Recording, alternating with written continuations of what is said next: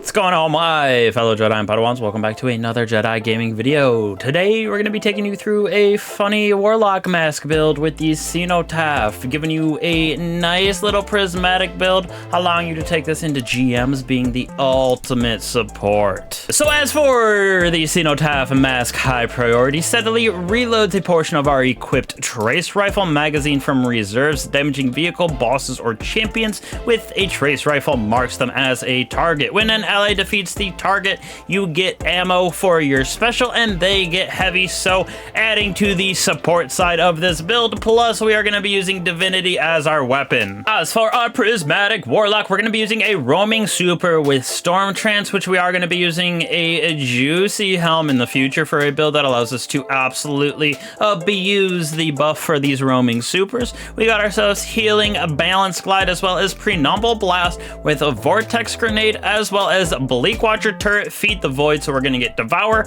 slow and freezing on targets. We're going to freeze targets with this, as well adding to the crystalline converter on our artifact, as well as weakening with our vortex grenade because of faceted dominance right here, so adding to the damage aspect for our support side of this build. We got ourselves Faucet of Devotion as well. Targets affected by stasis or strand debuffs grants us transcendent energy in the light form, so we are going to be able to spam transcendent with this build as well. Facet of Courage, Arc, Solar, Avoid abilities to increase damage to targets affected by that darkness debuff, so all the slow and freezing that we're going to get from these two, this grenade with the weakening going to do even more damage with Facet of Courage. Facet of Awakening right here, defeating targets with light, darkness, or super final blows rapidly generate elemental pickups for us, so Arc, Ionic Traces, we're going to get Stasis Shards as well as Void Breaches with this build. Facet of Balance, rapidly defeating targets with light damage grants us melee, and darkness damage grants us grenades, so we're going to be able to spam our abilities as well as this Bleak Watcher all the time. Plus,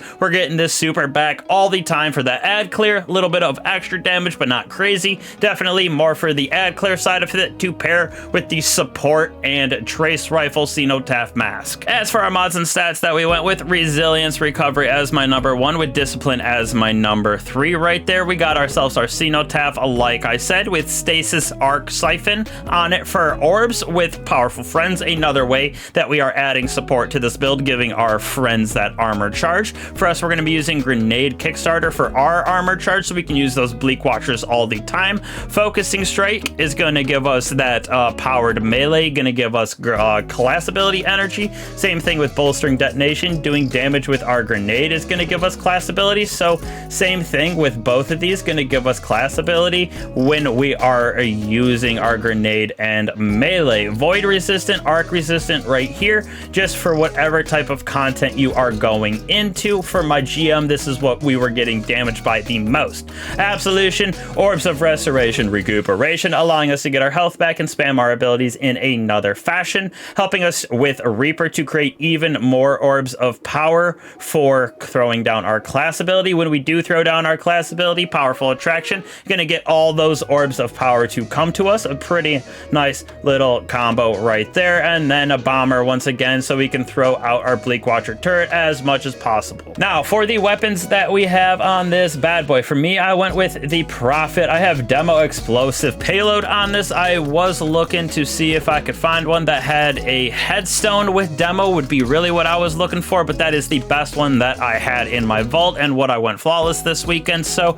could have ground out a few more, but any type of a Stasis Scout Rifle works in this slot, just like I got the Jacarina right here. We are using Divinity, like I said, being able to stun overloads with Cenotaph. We're going to create ammo for us as well as our fellow Guardians, adding to the support side. Plus, we get that little bubble around them that weakens them. So beautiful little combo right there. And then we got our Bittersweet for that explosive light Dark Ether Reaper on this bad boy, looking for Envious Arsenal bait and switch, but adds to the Stasis synergy as well as the Arc synergy of our weapons. Last but certainly not least, for our Apothecary Satchel right here, we got ourselves Anti-Barrier Scout with Overload Breach Grenade as well as authorized melee mods right there.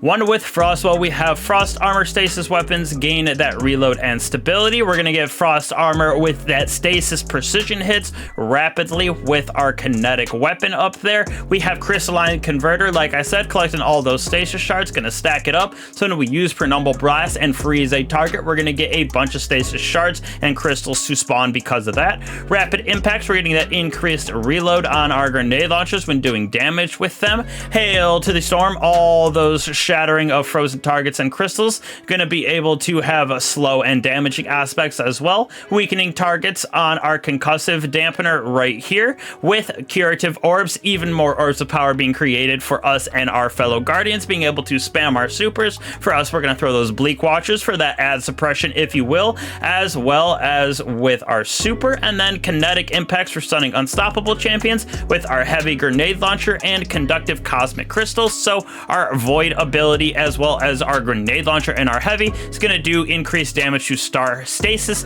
affected targets with that bleak watcher turret. So adding to the synergy of this build, what we got with the hits in our stasis scout rifle as well as our arc weapons, this is a really fun build, my personal opinion. With these roaming supers getting a buff, you don't have to rely specifically on something like a Nova Bomb, etc. This is very fun. Like I said, for that support side, we got Cenotaph for the ammo. We got ourselves our super for the add clear potential. We got ourselves Bleak Watcher for add suppression. We got ourselves stunning champions in all different aspects with our divinity doing that weakening bubble on overload champions. It's a beautiful little combo, my personal opinion. So Warlock's definitely worth it since you can take it into any type of content GMs like you see here, or even just normal onslaughts and absolutely slay out. So again, appreciate all you guys for coming back to the builds as always, and to the channel. Don't be afraid to like and subscribe to the channel. Hit that bell if you haven't, so you guys get the notifications on these builds and god rolls that we got as well, so you will never miss out on any of the banging content. But again, I appreciate all you guys as always. I will catch you guys in the next one. Peace.